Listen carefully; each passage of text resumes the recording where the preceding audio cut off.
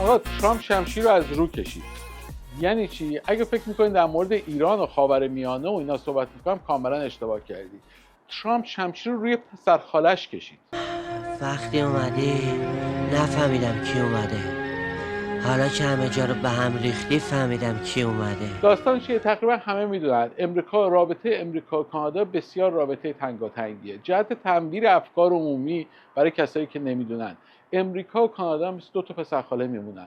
درسته سالیان گذشته خیلی سالها پیش با هم دیگه اختلاف داشتن، جنگ داشتن، ولی وقتی که دیگه دو تا کشور مستقل شدن مثل دو تا پسرخاله‌ای که بزرگ شدن دیگه هوای همدیگه رو دارن، با همدیگه بیزنس میکنن، کار میکنن و بزرگترین مرز غیر کنترل شده بین دو کشور رو در دنیا دارن. رابطه امریکا و کانادا خیلی با هم تنگاتنگه، در حدی که اقتصاد کانادا خیلی به اقتصاد امریکا گره خورده و تقریبا خیلی از فرهنگ امریکایی هم توی کانادا دیده میشه. یعنی توی کانادا اصلا رابری بعضی وقتا اصلا متوجه نمیشه اینجا امریکاست یا کاناداست. از شهرسازی گرفته، از استاندارد مواد غذایی گرفته، خیلی چیزا همونایی هست که در حقیقت توی امریکا ما داریم. این دو تا پسرخاله سالیان سال با هم دیگه کار میکنن، زندگی میکنن، میرن با هم دیگه میان، کارهای اقتصادی با هم دیگه انجام میدن و بعضی وقتا هم مثلا امریکا پا میشه میاد تق در کانادا رو میزنه، میگه چیه؟ میگه هیچی، میگه چند تا محله اونورتر یه دار و دسته اومدن طالبان میخوایم اینا رو بریم بزنیم، پاشو جوراباتو بپوش بیا. کانادا هم سر میپره جورابا رو میپوشه و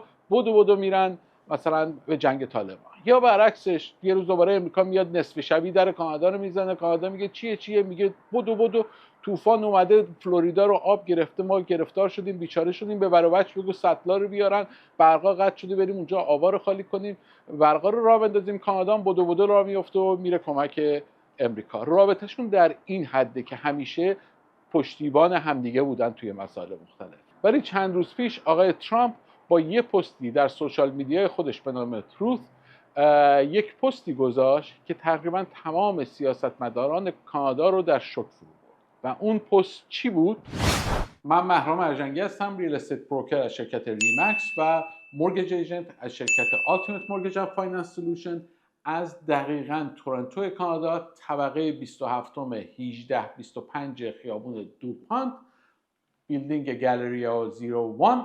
در خدمتتون هستم با مکس ماندی 2 دسامبر 2024.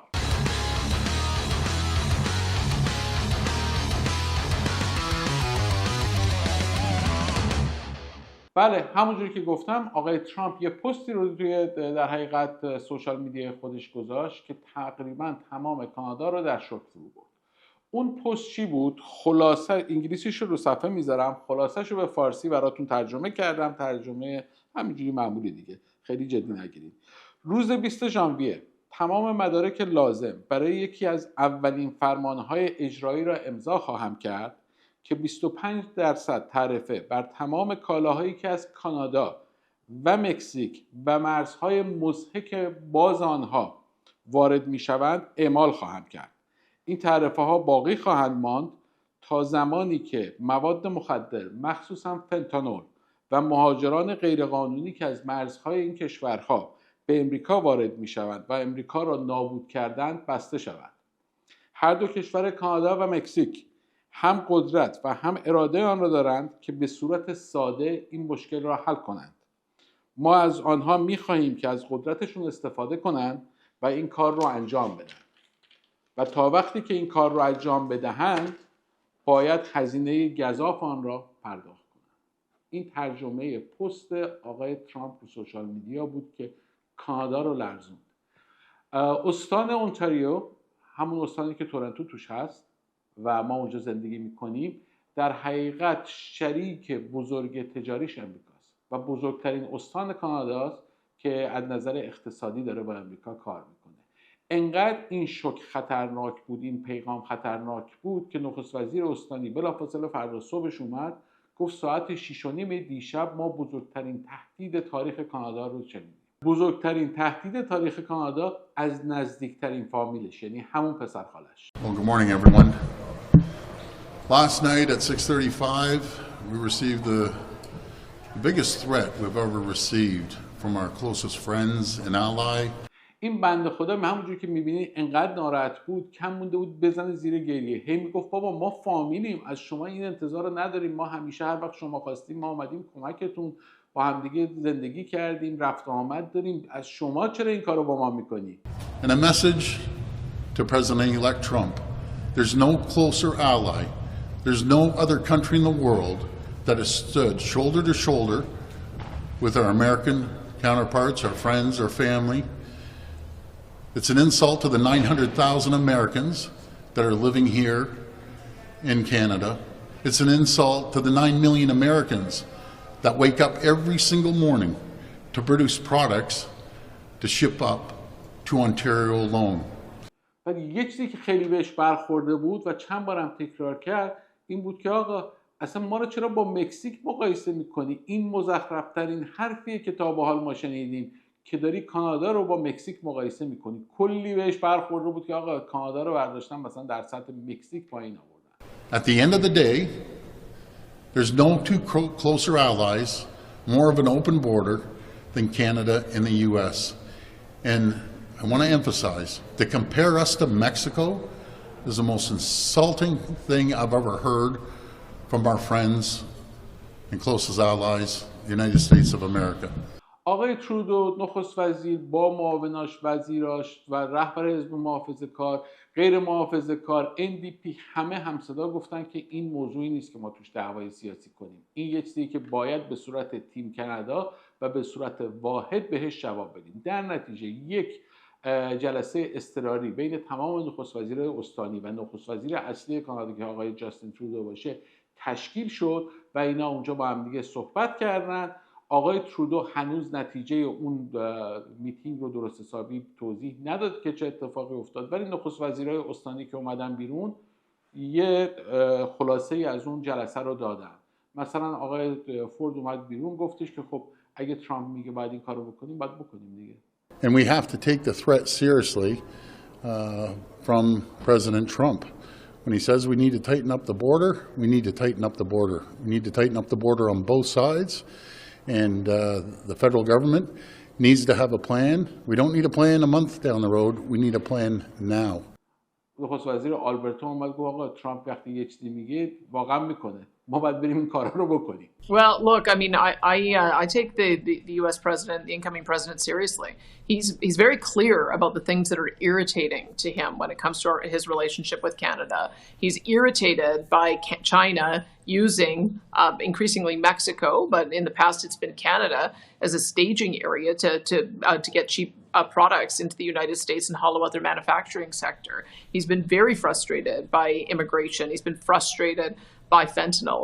He has been frustrated by the fact that Canada isn't pulling its weight in meeting its 2% NATO defense spending target. So I would say that those things, that if that's what he is leading with, saying that the condition of having fruitful trade negotiations means solving these things, it's up to us to pressure the federal government to solve these things. یعنی جدی میگم انگار مثلا نخست وزیر خودشون یه حرفی رو گفته انجام بدیم. اینا اونقدری که به حرف ترامپ گوش میدن به حرف نخست وزیر خودشون گوش نمیدن. همه گفتن که آره اگه ترامپ میگه ما باید انجام بدیم و بدو شروع کردن رفتن توی مجلس گفتن آقا وزیر مهاجرت بیاد یه گزارشی بده که ما چقدر آدم غیر قانونی یا ویزای موقت تو کانادا داریم که اینقدر وضع اوضاع خطرناکه. بریم بخش دوم ببینیم که ما چقدر مهاجر داریم، مهاجرم نه، چقدر ویزاهای موقت تو کانادا داریم. قبل از اینکه بریم بخش دوم رو ببینیم میخوام یه توری از این خونه قشنگ بهتون بدم. این آپارتمان طبقه 27 ساختمان 1285 دوپانت استریت هستش توی دانتان تورنتو. یه دونه واحد نوسازی که تازه تحویل گرفتیم، مال یکی از کلاینتام بوده، چند سال پیش واسش خریده بودم، تازه تحویل گرفتیم. بسیار خوشگله، قرار بود بفروشیمش، انقدر این آقا اینجا رو دوست داره میگه نه بیا اجارهش بدیم فعلا نگرش داریم. ولی اگه کسی جدی بود واقعا خواست بخرتش تماس با هم میگیره جمعش میکنه. ولی فعلا برای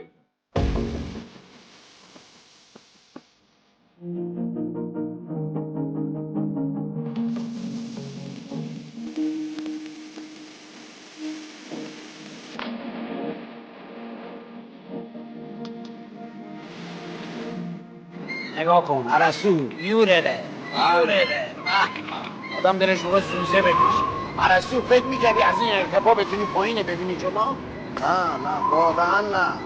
اگه از این آپارتمان خوشتون اومده میتونید با من تماس بگیرید 416 880 68 34 یا برید تو وبسایت www.meetmax.ca میت گوش نه ها میت کردن دیدن meetmax.ca و سر یه تایمی که خودتون وقت دارید میتونید 1 ساعت مشاوره آنلاین یا مشاوره حضوری بوک کنید با من برای خرید، فروش، اجاره یا حتی وام مسکن.